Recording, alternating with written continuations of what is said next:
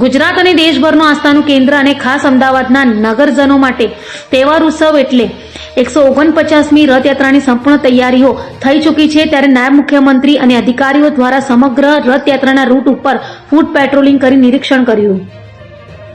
ભગવાન જગન્નાથજીની 149મી રથયાત્રાને એક દિવસ બાકી છે, ત્યારે રથયાત્રામાં કોઈ કમી ન રહી જાય અને રથયાત્રા શાંતિપૂર્ણ પૂરી થાય તે માટે નાયબ મુખ્યમંત્રી સંઘવી અને ઉચ્ચ અધિકારીઓ દ્વારા મંદિરથી લઈ સમગ્ર રથયાત્રાના રૂટ પર પદયાત્રા કરી સ્વજાતે નિરીક્ષણ કર્યું હતું। તેઓએ સવારે નેત્રોત્સવ અને ધ્વજારોહણનો અવસરનો લાભ લીધો હતો અને જગન્નાથજીના ચરણોમાં વંદન કરી રૂટનું નિરીક્ષણ કરવામાં આવ્યું। રૂટ દરમિયાન આવતા વિસ્તારોમાં હિન્દુ મુસ્લિમ કોમી એકતાના દર્શન જોવા મળ્યા હતા, જ્યાં મુસ્લિમ સમાજના લોકો દ્વારા ફુલહાર દ્વારા ભવ્ય સ્વાગત કરવામાં આવ્યું હતું। આખા રૂટ નિરીક્ષણ દરમિયાન લોકોએ આભાર માનતા આ નિરીક્ષણમાં સાથે જોડાયા હતા। ઠેર ઠેર તેમનું હિન્દુ અને મુસ્લિમ વિસ્તારમાં ભવ્ય સ્વાગત કરવામાં આવ્યું હતું। આ પ્રસંગે પૂર્વ નાયબ મુખ્યમંત્રી નીતિનભાઈ પટેલ, રાજ્યના ડીજીપી GS મલિક, શહેર પોલીસ કમિશનર અનુપમસિંહ ગેહલોત, શહેર ભાજપ પ્રમુખ પ્રેરકભાઈ શાહ, ધારાસભ્ય ભૂષણ ભટ્ટ, કૌશિક જૈન, અમિતભાઈ શાહ સહિત ઉચ્ચ અધિકારીઓ અને પોલીસ કર્મીઓ મોટી સંખ્યામાં જોડાયા હતા। સંઘવીએ રથયાત્રા માટે પોતાનું પૂર્ણ યોગદાન આપનાર લોકો અને પોલીસ કર્મીઓનો હૃદયપૂર્વક આભાર પ્રગટ કરતા અભિનંદન પાઠવ્યા હતા।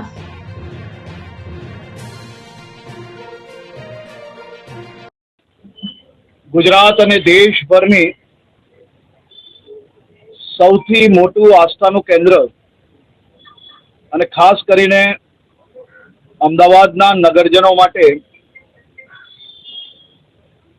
સૌથી મોટો તહેવાર કહો, ઉત્સવ કહો કે આસ્થાનું કેન્દ્ર કહો, ભગવાન જગન્નાથજીની 149મી રથયાત્રાની સંપૂર્ણ તૈયારીઓ થઈ ચૂકી છે। આજે સવારે નેત્રોત્સવ અને ધ્વજારોહણના એ વર્ષોથી ચાલતી આવતી પરંપરા, જેમાં આજે ધ્વજારોહણ કરવાનો અવસર પ્રાપ્ત થયો। ભગવાન જગન્નાથજીના ચરણોમાં વંદન કરીને અમદાવાદ પોલીસ, ગુજરાત પોલીસ દ્વારા છેલ્લા અનેક દિવસોથી રાત દિવસ એક કરીને રથયાત્રાની વ્યવસ્થાઓનું સંચાલન કરવામાં આવી રહ્યું છે। ત્યારે આજે ભગવાન જગન્નાથજીની આરતી બાદ સૌ ઉચ્ચ અધિકારીઓ અને બંદોબસ્તમાં જોડાયેલા તમામ અધિકારીઓ જોડે સંપૂર્ણ રૂટનું નિરીક્ષણ કરવામાં આવ્યું છે। હિન્દુ, મુસ્લિમ, શીખ તમામ સમાજના લોકો દર વર્ષે યાત્રાનું ભવ્યથી ભવ્ય સ્વાગત કરતા હોય છે। આજે આ રૂટ નિરીક્ષણ દરમિયાન તમામ સમાજના આગેવાનો દ્વારા જે ગુજરાત પોલીસનું સ્વાગત કરતા રાજ્ય સરકારની આ વ્યવસ્થાને આભાર માનતા તમામ લોકો ખૂબ જ ઉત્સાહપૂર્વક આજના નિરીક્ષણમાં જોડાયા। તે બદલ સૌ સમાજના આગેવાનો, યુવાનો અને મહિલાઓને હું વંદન કરું છું, અભિનંદન આપું છું। આ વર્ષની રથયાત્રા એ ખૂબ જ ઉત્સાહપૂર્વક સૌ શહેરીજનો સારી રીતે ભગવાન જગન્નાથજીના, સુભદ્રાજીના અને બલદેવજીના દર્શન કરી શકે તે માટેની વ્યવસ્થાઓ કરવામાં આવી છે। વ્યવસ્થાઓમાં સૌ સમાજને સાથે રાખીને એકતા કપ, બધા જ સમાજના લોકો સાથે મળીને ક્રિકેટની મેચ હોય કે પછી બ્લડ કેમ્પ હોય, મહોલ્લાઓમાં જઈને, પોલોમાં જઈને મહિલાઓની બેઠક હોય કે પછી યુવાનોની બેઠક હોય, આ બધી જ વ્યવસ્થાઓ છેલ્લા 1 મહિનાથી રાત દિવસ એક કરીને પોલીસ દ્વારા કરવામાં આવી છે। સમગ્ર કાફલાની લંબાઈ, રથયાત્રાનો સ્ટાર્ટિંગ અને એન્ડિંગ પોઈન્ટ એ 2.5 થી 3.5 કિલોમીટર લાંબો રહેશે અને 16.2 કિલોમીટરની આ યાત્રા રહેશે। 18 ગજરાજ હાથી, 103 ટ્રક 30 અખાડા, ભજન મંડળીઓ અને 3 મુખ્ય રથ આ યાત્રામાં જોડાશે.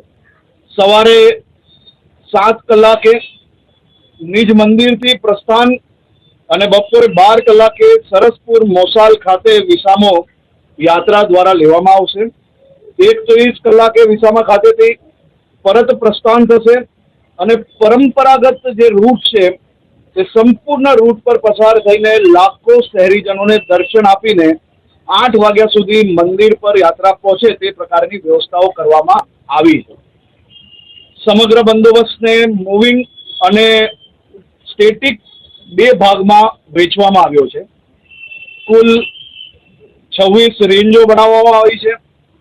53 થી વધારે એરિયાઓ બનાવવામાં આવ્યા છે અને 1397 પોઈન્ટો બનાવવામાં આવ્યા છે.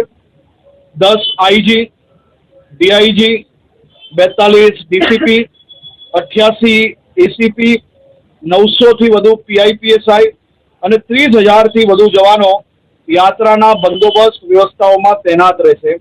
આ સુરક્ષા કવચમાં 4500 જવાનો મૂવિંગ બંદોબસ્તમાં બી યાત્રા જોડે ચાલતા રહેશે. 12,000 જવાનો સ્ટેટિક બંદોબસ્તમાં અને 13,000 જવાનો ટ્રાફિક તથા અન્ય વ્યવસ્થાઓમાં ખડે પગે આ શહેરના નાગરિકોની સેવામાં અહીંયા ફરજ બજાવશે. આ સાથે 15 એસઆરપીએફ અને 9 સેન્ટ્રલ પેરામિલિટરી ફોર્સિસ બી ફરજ બજાવશે. અટકાયતી પગલાં લેવામાં 59 જેટલા નાકા પોઈન્ટ પર વાહન ચેકિંગ અને રૂટ પર અનેક પ્રકારના ચેકિંગોની વ્યવસ્થાઓ કરવામાં આવી હતી અને છેલ્લા અનેક દિવસોમાં અમદાવાદ પોલીસ દ્વારા સફળતાપૂર્વક અસામાજિક તત્વોને પકડવામાં ખૂબ મોટી સફળતા પ્રાપ્ત કરી છે. કોમી એકતા જળવાય તે માટે શાંતિ સમિતિઓ સાથે મિટિંગમાં જેમ મેં અગાઉ કહ્યું, જેમાં 900 થી વધારે બ્લડ યુનિટ ભેગા કરવામાં આવ્યા છે. આવનારા દિવસોમાં આ જ પ્રકારે બ્લડ કેમ્પ થકી વધુમાં વધુ શહેરીજનોને મદદ પહોંચાડવાનો પ્રયત્ન કરવામાં આવશે. સ્માર્ટ પોલીસિંગ અને આર્ટિફિશિયલ ઇન્ટેલિજન્સનો મહત્તમ ઉપયોગ કરવામાં આવ્યો છે. 65,000 જેટલા શંકાસ્પદ ડેટાબેઝ સાથે એઆઈ થી પિક પોકેટર કે વોન્ટેડ ગુનેગારોને ત્વરિત ઓળખ થઈ શકે તે માટે અલગ અલગ જગ્યાઓ પર આ પ્રકારના કેમેરાઓ આ વર્ષે સ્પેશિયલ ગોઠવણ કરવામાં આવ્યા છે, જેથી આપણે પાકીટ ચોરી, મોબાઈલ ચોરીની ઘટનાઓ મહત્તમ અંશે આ વખતે ઘટાડવામાં સફળતા પ્રાપ્ત થશે તેવું મારું 100% માનવું છે. તમામ હાથીઓ પર ગ્રિપ્ટોમીટર, જીપીએસ, સીસીટીવી અને ડેસિબલ મીટરો લગાડવામાં આવ્યા છે, જેથી કોઈ બી હાથીને કોઈ બી પ્રકારની તકલીફ ના પડે તેવી વ્યવસ્થાઓ કરવામાં પ્રયત્ન કર્યો છે.